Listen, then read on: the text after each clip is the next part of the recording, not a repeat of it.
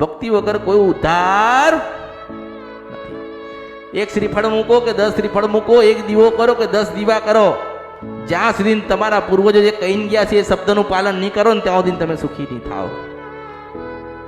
આ તો ભક્તિ છે, ભક્તિ. અહીં આજે તમે આયા ને, આજે આયા તો શું કરવાનું? આપણે ભક્તિ કરવાની. આજે આયા તો શું કરવાનું? 4 વાતો સારી મગજમાં બેહાડવાની, તમારા કામની હોય ને.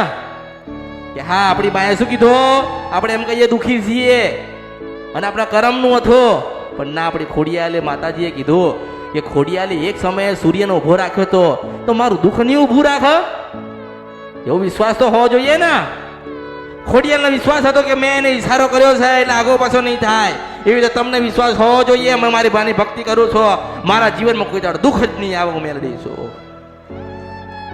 હવે બહાર તમે કર્મ કરીને આવો અને અહીંયા રોતડા રહો, હું શું કરીશ? બનકો ચલો, હું કરીશ શું? તમે વિચાર કરો. આજે તમે કોઈના 5 લાખ લીધા હોય ને તમે ના આલો, એમાં મારો દોષ છે? તમે દુઃખી થયા એમાં હું શું કરીશ? માતાજીના મંદિરે જતા હતા, માતાજીને યાદ કરતા હતા, તોય અમારું દેવું ભરાતું નથી. અરે લેવા ગયો તાર મને કીધું તો મારી જોડી ભાઈ આલે તો મેલ દઈશ કળિયુગમાં.